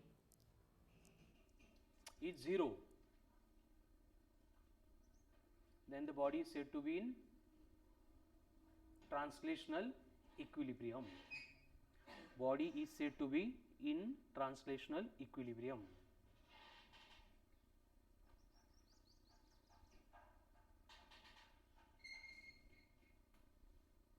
There are 3 types of equilibrium in translational motion. There are 3 types of equilibrium in translational motion. म्हणजे हे जे इक्विलिब्रियम येतं जिथं नेट फोर्सेस 0 असतात हे पण 3 types असतं. ठीक आहे. जिसमें number 1 कौन काय आहे बाउल वॉटी. या वॉटीमध्ये आपण काय ठेवलं इथं मार्बल. कळलं. मार्बल कळतं का. Very good. ठीक है. तो वाटी में यहाँ पे गोटी रख दी और उसके बाद क्या होगा देखो अगर हम इसको डिस्प्लेस करेंगे.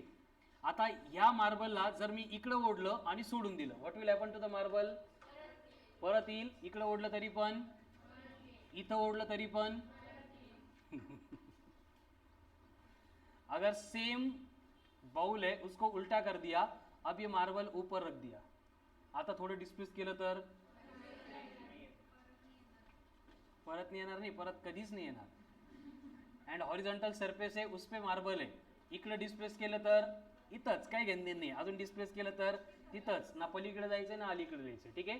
तो अगर इस तरह की बॉडी की कंडीशन है जिसमें when displace from its mean position it come to its original position then the equilibrium is known as stable equilibrium. and ये equilibrium में जो potential energy होती है वो सबसे कम होती है मिनिमम होती है. मतलब देखो हर एक बॉडी की एक नेचुरल टेंडेंसी है बॉडी को ऑलवेज अपनी पोटेंशियल एनर्जी को कम करना है. तो जहाँ पे पोटेंशियल एनर्जी मिनिमम होती है बॉडी क्या करती है उसी डायरेक्शन में ट्रॅव्हल करते. जसं आपण मोटर लावली आणि आपल्या टेरेसवर पाणी भरायला सुरुवात केलं एवढ्या मेहनतीनं. ठीक आहे. काय होईल सगळीकडे पाणी भरायला लागेल. साईडनी वॉल्स आहेत त्या बरोबर एक नाही वॉलच्या लेवलपर्यंत येईपर्यंत पाणी भरून जाईल. आणि जर कुठं मध्ये एखादा पाईप लावलेला असेल त्यांनी जर काय होईल सगळं पाणी खाली येऊन जाईल. बरोबर एक नाही. खाली कसं येईल डायरेक्ट पडल भिंतीनं खाली जाईल. बरोबर एक नाही. खाली का जाईल आपण एवढ्या मेहनतीने वर पाठवलं होतं कारण प्रत्येक बॉडीची टेंडन्सी आहे वर आहे म्हणजे काय पोटेंशियल एनर्जी उसकी बढ़ गई तो उसको ग्राउंड पे आना है एज अर्ली एज पॉसिबल. किस लिए पोटेंशियल एनर्जी को कम करने के लिए. तो यहाँ पे भी पोटेंशियल एनर्जी इस पोजीशन पे मिनिमम है इसलिए बॉडी को कहीं पे भी लेके जाएंगे वो वापस यहीं पे आ रही है. ठीक है. या फिर काय आहे कोण पूर्ण पाडायचं नाही त्याला आडवं थोडंसं ओढून सोडलं काय होईल मतलब ये भी क्या हो गया, स्टेबल इक्विलिब्रियम। मतलब यहाँ पे भी पोटेंशियल एनर्जी क्या होगी, सबसे कम होगी, मिनिमम होगी, ठीक है। लेकिन यहाँ पे क्या हो रहा है, क्या है, पोटेंशियल एनर्जी मॅक्झिमम आहे, तो ये बन गया अनस्टेबल इक्विलिब्रियम। या पोझिशनला त्या बॉडीला स्वतःलाच राहायचं नाही, बट ट्रांसलेशनल इक्विलिब्रियम था, क्योंकि नेट फोर्सेस जीरो है, इसलिए बॉडी वहां पे थी।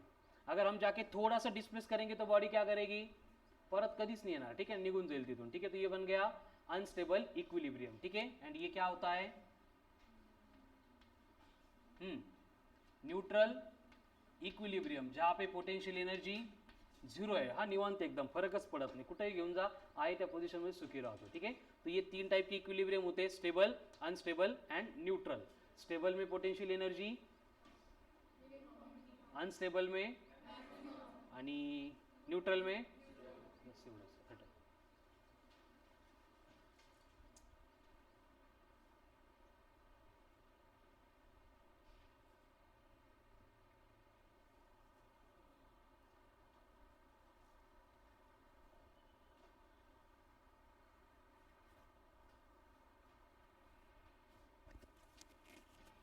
हे इकडे बघा, हा कोन आहे या केसमध्ये, आणि सपोज त्या कोनला जर आपण असं ठेवलंय,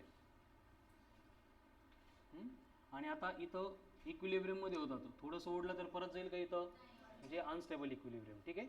आणि तोच कोन जर इकडे ठेवायचा असेल तर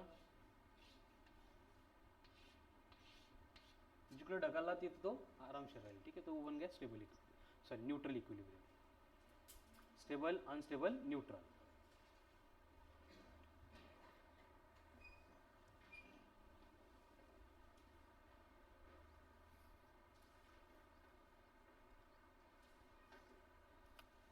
नेक्स्ट,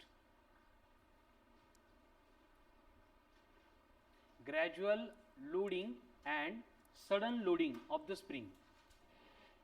म्हणजे कंडीशन काय, एक स्प्रिंग है, स्प्रिंगला अपन एक ब्लॉक कनेक्ट केला है, एंड उस ब्लॉक को कनेक्ट करने के बाद हम उसको एकदम धीरे धीरे धीरे धीरे छोड़ते रहे, जब तक पूरा डिस्प्लेसमेंट नहीं होता है तब तक हमने उसको पकड़ के रखा था।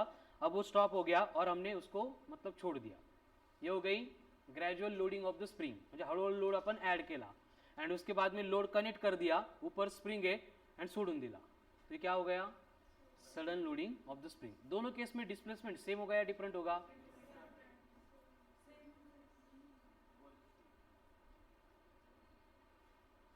सेम होगा या डिफरेंट होगा, पहिले तर डिफरंट म्हटली, हो तेच सांगतोय ना, हळूहळू सोडल्यानंतर फास्ट सोडलं, ओढलं नाही, फक्त सोडलं, तो कौन सी केस में डिस्प्लेसमेंट ज़्यादा या कम होगा या फिर सेम होगा, कळतं का मी काय सांगितलं ते, स्प्रिंग है, उसको हमने एक ब्लॉक कनेक्ट किया है, एंड यहां से कनेक्ट करने के बाद फर्स्ट केस में हम उसको क्या कर रहे हैं, ग्रॅज्युअल लोडिंग कर रहे हैं। ग्रॅज्युअल लोडिंग कर रहे हैं मतलब क्या कर रहे हैं, हळूहळू हळूहळू जोपर्यंत खाली येत नाही तोपर्यंत त्याला पकडून पकडून घेऊन येतोय, जेव्हा पूर्णपणे खाली आला नंतर आपण त्याला सोडून दिलं, मतलब ग्रॅज्युअल लोडिंग हो गई वहाँ पे। तो उस केस में डिस्प्लेसमेंट होगा या नहीं होगा, होगा। एंड दूसरी केस में डायरेक्ट लोड लावून दिला आणि सोडून दिला, तो डिस्प्लेसमेंट कौन सी केस में ज़्यादा होगा, सडन में का सेम होगा, कसं काय ज़्यादा होगा सडन में, सांग बरं, अरे आपलं पवन म्हटला म्हणलं की सडन होगा आता, बर one by one, moment of inertia कुठून आणला होता आता, ते इनर्शिया म्हणणं फक्त, बोल निकिता, सेम होगा, बर, क्योंकि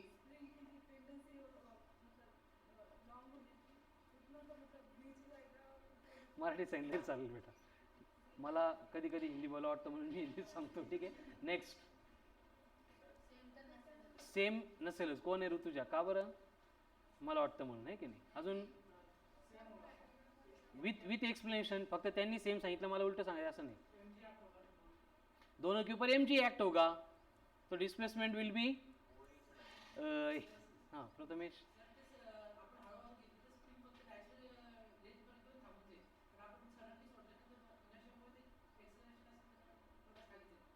व्हेरी गुड, अजून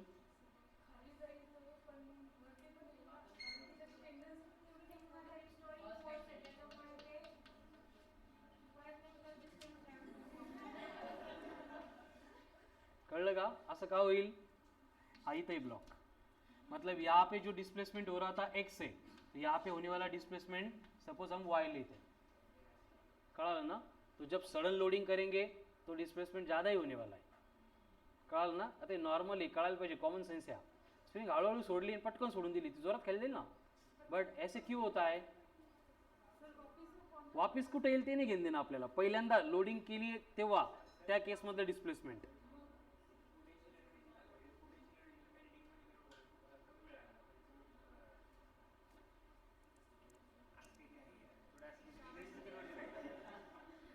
excellent, very good, correct answer है. ये होगा जब तक हम उसको ग्रेजुअली नीचे लेके आ रहे, कोई फोर्सेस एक्ट नहीं हो रहे, कब तक, जब तक हम उसको छोड़ नहीं दे रहे तब तक. जिस पोजीशन पे हमने छोड़ दिया तब mg डाउनवर्ड, उसको बैलेंस करने के लिए कौन है, kx. तो यहाँ पे kx इक्वल्स टू कौन हो गया, mg. क्लियर है. लेकिन अभी यहाँ पे डिस्प्लेसमेंट कितना है हमें मालूम नहीं था, इसलिए हम y नहीं लेंगे, उसको x ही लेंगे. तो ये x की वैल्यू कितनी आती है वो चेक करेंगे, सेम है डिफरेंट है ये समझ में आएगा. जब हमने इसको पकड़ के रखा था तब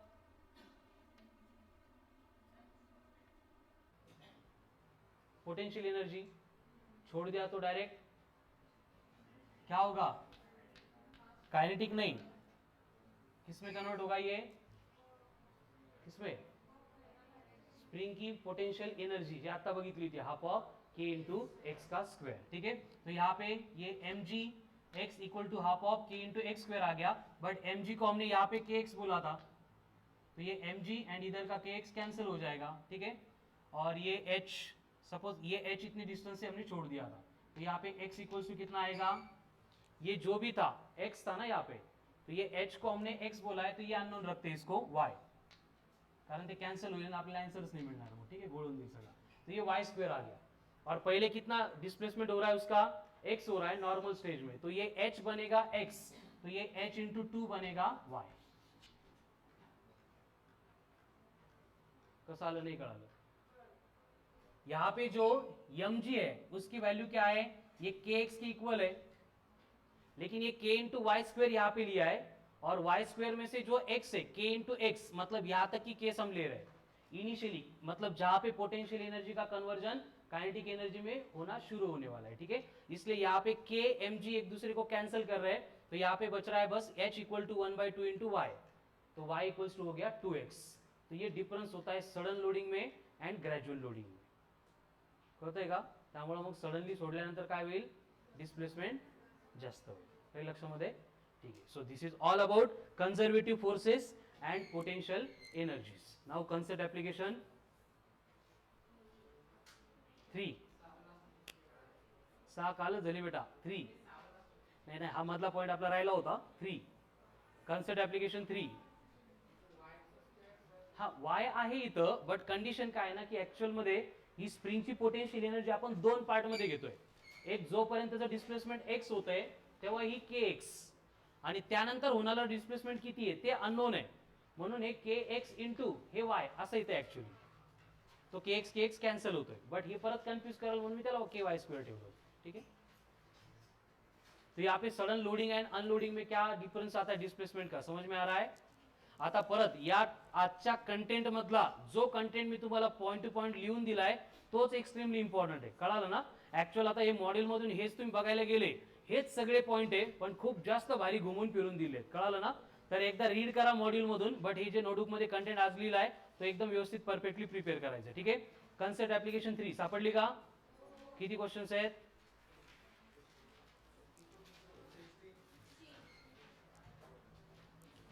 3 का 4 है, 3 नहीं सॉरी, हाँ 3 नहीं, सॉल्व होमवर्क है तुम्हाला. कन्सेप्ट ऍप्लिकेशन 3 फर्स्ट क्वेश्चन आहे बघा, रीड करा हा क्वेश्चन. हा क्वेश्चन जर तुम्हाला कळाला तर आजचं शिकवलेलं तुम्हाला सगळं कळालं.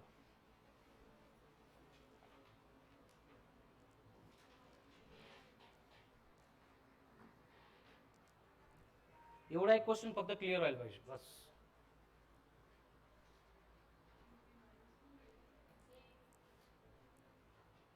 ये बघा, फोर्स कौन सा है, कंजर्वेटिव में हम लिखते थे u2 minus u1, equal to minus of W, लेकिन अगर W को प्लस लिखना है तो क्या लिखना पड़ेगा, U1 माइनस U2.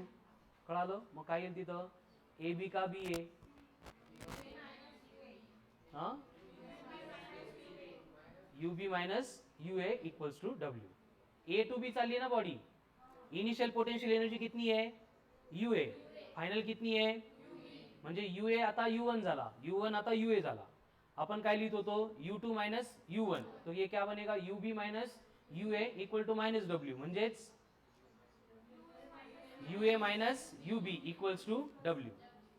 कळलं का पण हे, बस झालं, टॉपिक तुमचा क्लिअर झाला.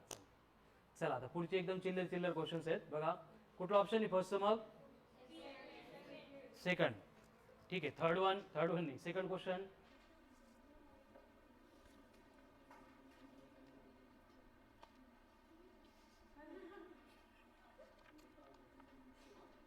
इन which of the following case potential energy is defined, conservative forces. ये लिखून दिया है ना, कंजर्वेटिव फोर्स कर रहे हैं या फिर उसके अगेंस्ट हो रहा है तभी पोटेंशियल एनर्जी स्टोर होती है. Rod of mass m and length l is lying on horizontal table. Work done in making it stand on one end will be, आड़वा होता उबा केला तो वहां पे क्या होगा, मास डिस्प्लेस होगा बाय सेंटर ऑफ मास के डिस्टेंस से. सेंटर ऑफ मास कहाँ पे होगा, L/2 पे, तो ये बनेगा mg into L/2. mg h होता है ना, तो h बनेगा L/2, mg L/2. Very good. Then which one of the following force is non conservative. Viscous confirm है, viscous force, frictional force path के ऊपर डिपेंड करते हैं. अब ये जो फील्ड फोर्स आते हैं, इलेक्ट्रिक, ग्रेविटेशनल, लोरेंस फोर्स क्या है, सांग संस्कृती, तू लोरेंस फोर्स माहित नाही, डोकं आपटून घे त्याच्यावर. लोरेंस फोर्स आठवत नाही तुला,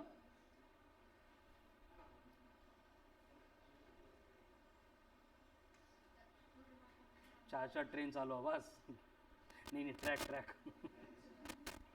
ठीक है, लोरेंस फोर्स मतलब क्या होता है, when charge is in motion it produces gravitational as well as electric field around it.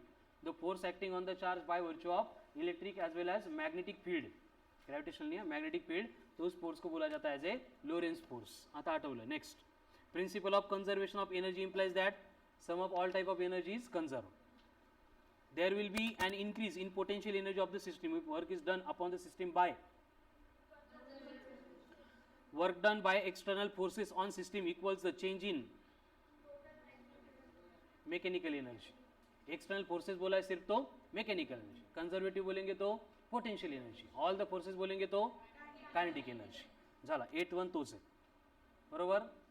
अभी 9th वाले को ध्यान से देखो, ध्यान से देखो इस क्वेश्चन को, कब सॉल्व कर चुके हैं इसको. √2gl कसं, mgh equal to half of mv², height of suspension तक जाता है. NLM का वर्क पावर एनर्जी, दोनों नहीं, vertical circular motion. Next question number 10. Particle is release from height h, particle is release from height h at a certain height, its kinetic energy is 2 times its potential energy. लिया है, kinetic energy is 2 times its potential energy. कसं लिहिणार आहे, k equal to twice of p, लिहिता येईल सगळ्यांना, k equals to twice of pe, म्हणजेच P equal to, लिहा ते पण लिहा, Pe इक्वल्स टू 1/2 ke. हो गया. ये पर्टिकुलर हाइट पे था तो वो हाइट कितनी होगी एंड स्पीड कितनी होगी एट दैट इंस्टेंट. तो कंडीशन क्या है, देखो, जब तक हमने उसको छोड़ा नहीं था तब तक उसकी मैकेनिकल एनर्जी कितनी होगी, mgh होगी. छोड़ने के बाद पाथ में कहीं पे उसकी mgh कन्वर्ट होगी Pe प्लस ke में. ठीक है, तो write down first point.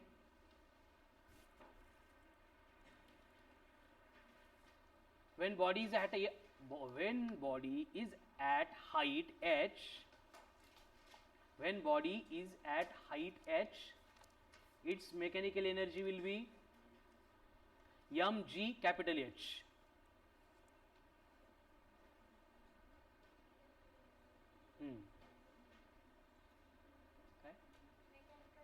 will be m into g into capital H. capital H कसं लिहिणार, CA, तसं नाही, हे डायरेक्ट असं असतं ते. ठीक आहे. Next point, let at height small H, ही माहित नाही आपल्याला, अननोन आहे. Let at height small H KE become twice of PE, KE become twice of PE. कळलं कितपर्यंत? हे बघा असं सांगितलंय मी कि मैकेनिकल एनर्जी जो थी वो mgh है, लेकिन एक पर्टिकुलर हाइट पे, कौन सी हमें मालूम नहीं है, वहां पे क्या हो रहा है, P प्लस के ई जो इक्वल्स टू mgh था, तो इस हाइट पे जाने के बाद कौन डबल है, K equal to twice of P का, हाँ के ई इक्वल्स टू हो रहा है ट्वाइस ऑफ पी. तो यहाँ पे मैं के को रिप्लेस कर सकता हूँ, तो P plus twice of P 3 times of PE, but potential energy at height small H कितना होगा, mg into small H equal to mg into capital H, mg small H equals to 1/3 of h. तो ये कहाँ पे होगा, eight A height of h/3. लेकिन आगे पूछा है कि स्पीड कितनी होगी, तो स्पीड के लिए क्या करना होगा, कड़ा लगा करा बरं मग. स्पीड के लिए बस क्या करेंगे, हम यहाँ पे p को रिप्लेस करेंगे बाय k/2, इसी इक्वेशन में पुट करेंगे, तो k/2 प्लस के 1 प्लस 1/2 3/2 काय, के म्हणजे half mv² equals to mgh mm. Calculate करो v को.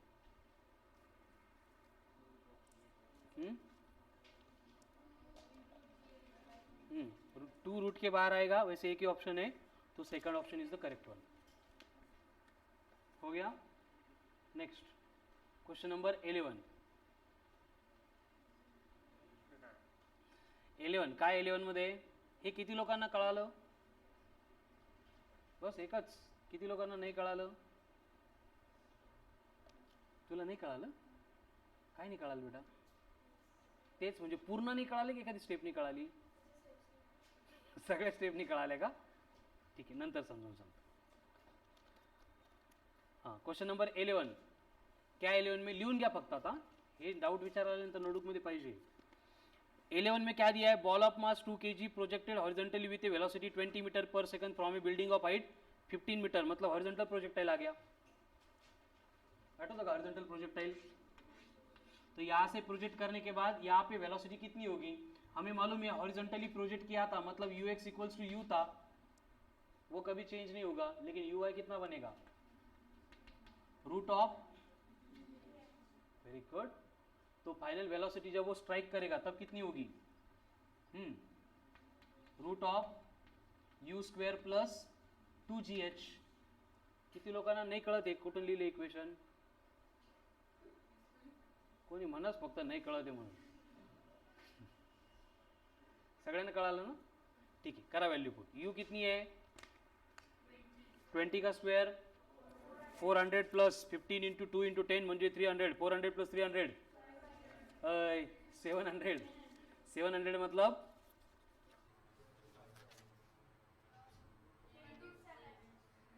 27 के भी आगे, 26 एंड 27 के इन बिटवीन, बट असा ऑप्शनच नाही आहे. हां 10√7 आहे बघा, 700 मतलब 7 इंटू 100 मतलब 10√7, second option.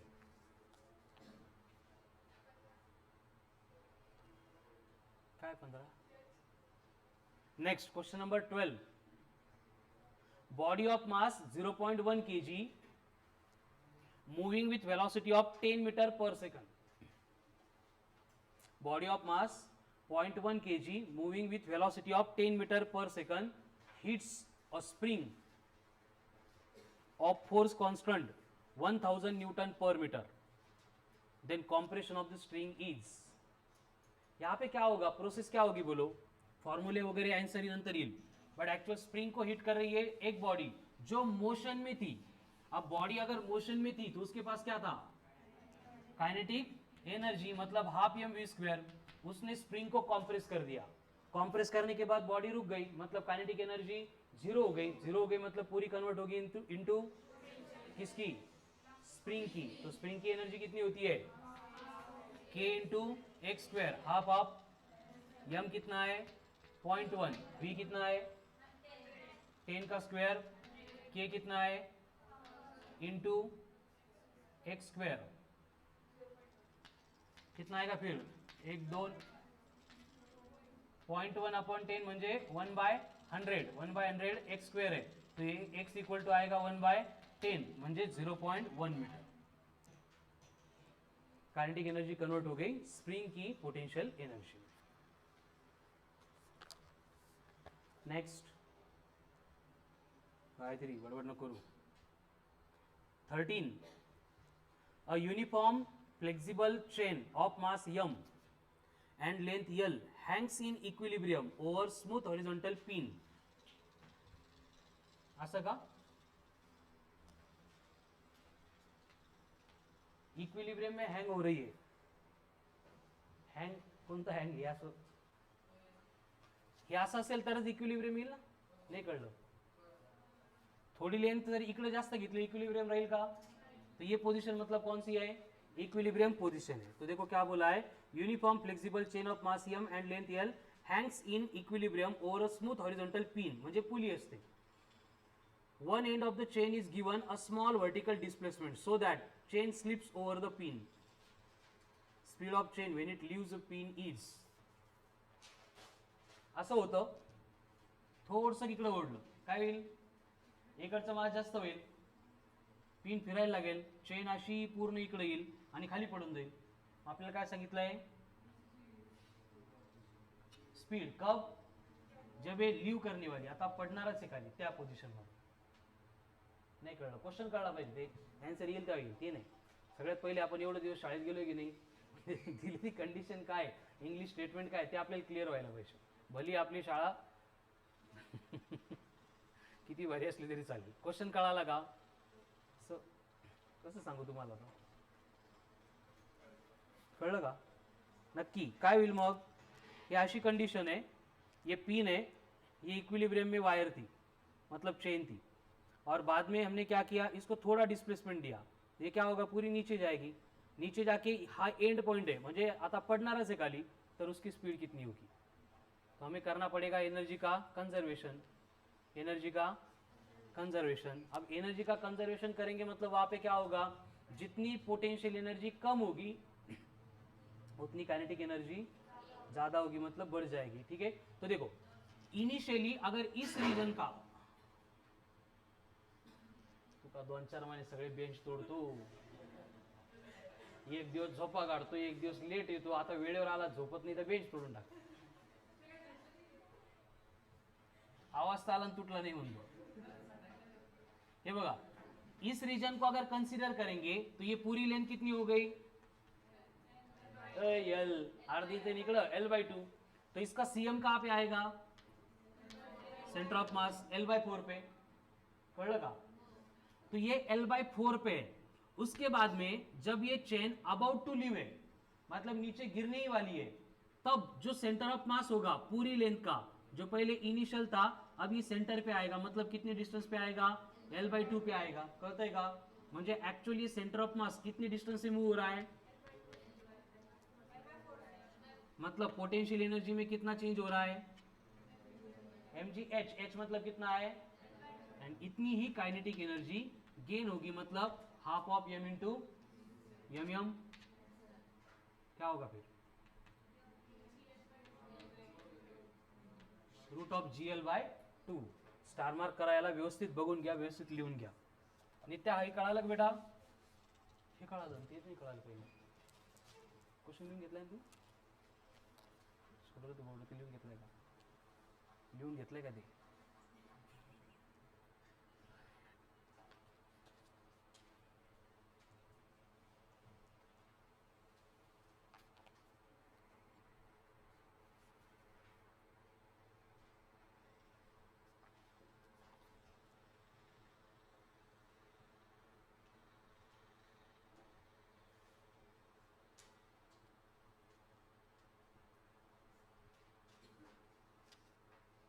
Next 14. Particle is placed at the origin, force दिया है, पोटेंशियल एनर्जी निकालना है. तो डायरेक्ट यहाँ पे इनवर्सली प्रोपोर्शनल है तो पैराबोलिक पाथ पे जाएगा, लेकिन माइनस ऑफ du/dx होता है तो डाउनवर्ड पैराबोला होगा, मतलब ऑप्शन फर्स्ट. स्ट्रेट लाइन तो होगी नहीं. तो सेकंड एंड फोर्थ का कोई सवाल ही नहीं, क्योंकि u and x directly proportional नहीं है इनवर्सली प्रोपोर्शनल, मतलब कर्व आएगा जो पैराबोलिक फॉर्म में होगा। अगर plus D by D x होता तो थर्ड ऑप्शन, लेकिन ये minus D by D x होता है ना, काय असतं प्लस है माइनस माइनस, इसलिए फर्स्ट ऑप्शन होगा। ठीक है, next question number 15, block weighing 10 Newton travels down smooth curved track AB joined to a rough horizontal surface. The rough surface has a friction coefficient 0.2 with the block. If the block is released from rest on the track from point 1 meter above the horizontal surface, distance it will move on the rough surface is. अब जब उसको हमने ऊपर पकड़ के रखा था उसके पास कौन था, एंड जब वो डिस्टेंस मूव करने वाला है, अगर उन्होंने बोला होता कि स्पीड कितनी होती है हम काइनेटिक एनर्जी लिखते, लेकिन उन्होंने बोला है कि डिस्टेंस कैलकुलेट करो, तो डिस्टेंस लेने के लिए हमें क्या करना पड़ेगा, फोर्स इनटू डिस्प्लेसमेंट लेना पड़ेगा।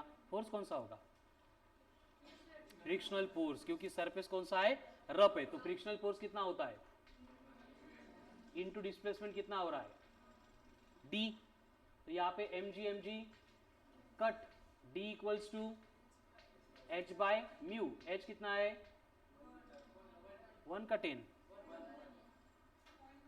न्यूटन है, हाँ 1, एंड म्यू कितना है 0.2, पवन 1/0.2, थांबा 10 5 मीटर। ठीक है, next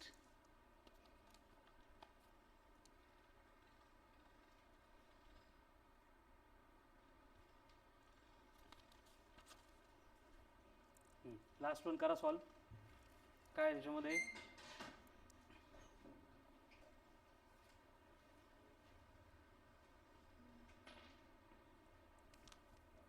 so this is all about work power and energy with all concept applications. ठीक आहे, आता तुमच्यासाठी काय राहिले फक्त सॉल्ड एक्झाम्पल्स जे बघून सोडवायचे आहेत है ना। आतापर्यंत मी जास्त एफर्ट्स घेत होतो, तुमच्याकडून कन्सेप्ट ॲप्लिकेशन पण तुम्ही कंप्लीट करत नव्हते, आता आपण थोडासा पॅटर्न चेंज केला आहे, मी कन्सेप्ट ॲप्लिकेशन घेतो, तुम्ही सॉल्ड एक्झाम्पल करा। ठीक आहे, मला वाटतं जास्त नाही आहेत, एक 30-40 सॉल्ड एक्झाम्पल असतील, 34 आहे। ठीक आहे, ईच डे फक्त किती करा 10 करा, कळालं। मग आज सॅटरडे 10, उद्या Sunday 10, Monday 10, Tuesday 10 solved examples आहेत। ठीक आहे, टिल ट्यूजडे कंप्लीट करा। ओके, अजून एक इन्स्ट्रक्शन, हे लास्ट कॉल क्वेश्चन सॉल्व करा, एवढा झालं सॉल्व। ब्लॉक से दोनों मूव होने वाले, अब मूव होंगे मतलब उसके लिए रिस्पॉन्सिबल कौन होगा, मतलब पोटेंशियल एनर्जी में होने वाला change equal to kinetic energy. आता पोटेंशियल एनर्जी किती चेंज होणार mgh, एंड वही कन्वर्ट होगी काइनेटिक एनर्जी में, तो काइनेटिक एनर्जी कितनी होगी, फक्त इथं एक ॲडिशनल पार्ट आपल्याला हा यूज करायचा आहे, दोन्ही पण ब्लॉक मोशन मध्ये सेट होणार है, तो जब हम मास लेंगे तो m लेना पड़ेगा या 2m, 2m, वो कहाँ पे पोटेंशियल में या काइनेटिक में, सिर्फ काइनेटिक में, वेरी गुड, क्योंकि पोटेंशियल के लिए एक ही ब्लॉक मूव हो रहा है। ठीक है, तो पोटेंशियल में mgh रहेगा, काइनेटिक में दोनों ब्लॉक्स मोशन में सेट होंगे, तो वो बनेगा half into 2m into V square, 2 तो रूट ऑफ gh हो गया। चलो, तो अभी